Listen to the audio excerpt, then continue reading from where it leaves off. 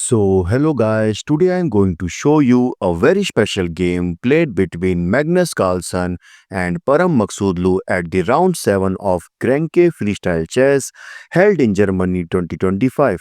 At the end of this game will blow your mind, so make sure to watch till the end. I am your host Bison. Let's dive into the game.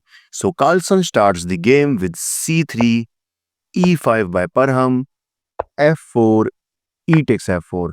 And here the best continuation of this game is to capture the pawn with the queen and then gives a check from e4 square. But here Carlsen develops his knight to d3, keeping an eye towards the center, c6 by Parham, opening the diagonal for his dark square bishop. And after this, Carlsen simply castled. And yeah, this is how we do castling in Fischer Random.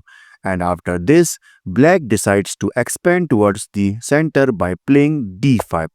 And after this, Carlsen develops his another knight to b3, knight to d6, and finally Carlsen captured the f4 pawn by his queen.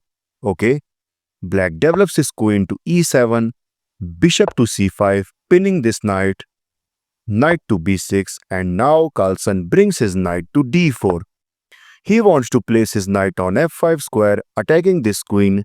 That's why Black played g6, stopping the move knight to f5, but knight to e5 by Carlsen, and clearly you can see that White is threatening to take on c6, and the best way to defend this is knight to d7. But why? This is because if knight takes c6, then after takes, knight takes c6, and you can see that here White has fought the Black rook and the queen. But here Black can play queen to e6, and after knight takes d8, king takes d8, here White is still better, but this game can be holdable for Black. And suppose if bishop to d4 trying to attack this rook, then simply f6. But in the actual game, after the move knight to e5, Parham missed this move and instead he played f6, which attacks the knight, but he forget that in this position Carlsen can sacrifice his knight because after takes, knight takes c6, and after queen moves on c7, he gives a check from his queen, king to d7, and finally Carlsen captured the rook and he is a pawn up. Okay, queen takes d8, and here Carlsen decides to push his h pawn further because he wants to play h5, trying to break this solid pawn structure. But here Black played bishop to e6. Maybe this rook can join anytime. h5 asking for pawn exchange, but Black showing no interest, he simply pushed his pawn further. Rook at h goes to f1, taking control over the f file, as well as white queen can place on d4 square in future, which targets this f6 pawn. And after this, Parham pushed his knight further on c4, targeting the queen, queen to f2, knight to a4. Now you can see that Black is targeting the b2 pawn as well as this bishop, and the best way to defend this position is by playing e4, deflecting this d5 pawn to open the Black king. And suppose if Black takes on b2, then after e takes d5, bishop takes d5, now comes queen to d4, targeting this bishop, and the best possible way to defend this is simply moving the king to c8. Now White can play d3, attacking the knight, and if knight to e3, king takes b2, knight takes d1 check, rook takes d1, and clearly you can see that this position is completely winning for White.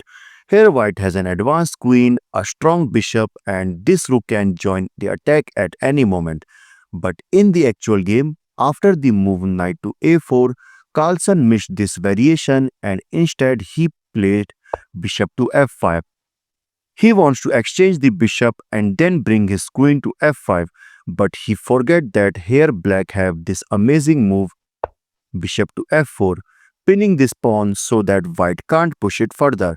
Now here the best way to for this position, best move here for White is to play g3, trying to kick off this bishop, but instead Carlsen brings his queen to d4, which is a mistake.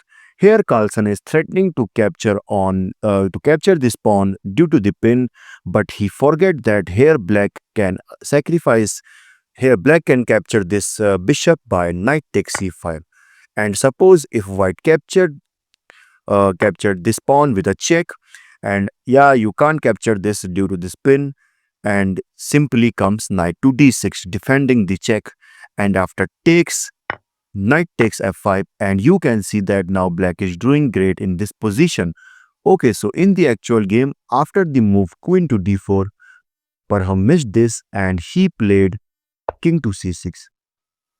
Okay, bishop takes e6, Carlsen grabbed this pawn, Parham grabbed this bishop, and guys, in this position, Carlsen shocked everyone by sacrificing his rook, because after takes, bishop takes d5 check, queen takes d5, queen takes f6 check, knight to d6, and Carlsen gains his material back by capturing this rook.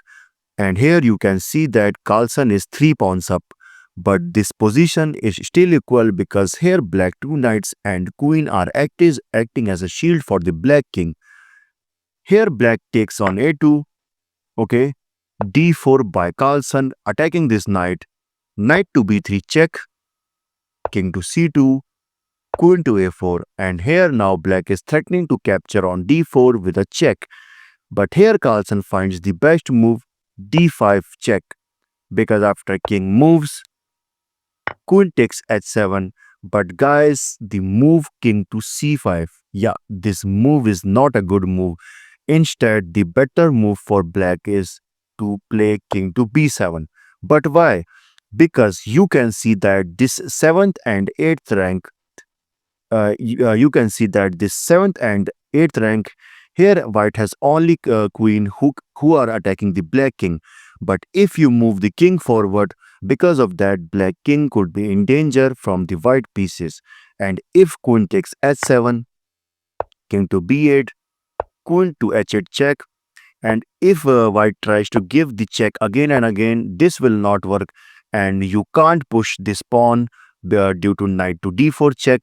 And suppose if white decides to move his king from suppose on b1 square, and yeah, you can't go on d3 square due to queen to e4 checkmate. That's why white brings his king to b1, and yeah, after this, queen to e4 check, king to a2, queen to a4 check, and you can see that after giving checks again, this position is completely equal, and you can't defend this check with the rook because then black will simply takes on e2. Let's move on our original game. After the move queen takes h7, king to b6, defending this.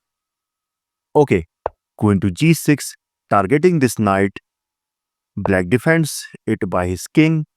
Now Carlsen pushed his h-pawn further, and here black tries to give a check from his knight. But guys, this is of no use because after king to c1, Parham resigned.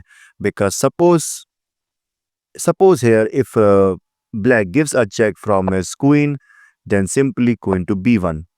And after knight to b3 check, king to c2, and clearly you can see that here black can't do nothing. Oh my god, what an amazing game by both players. Thanks for watching. I hope you liked this video. Hit that subscribe button for more because it motivates me a lot. This is your host Bison signing off. Bye bye.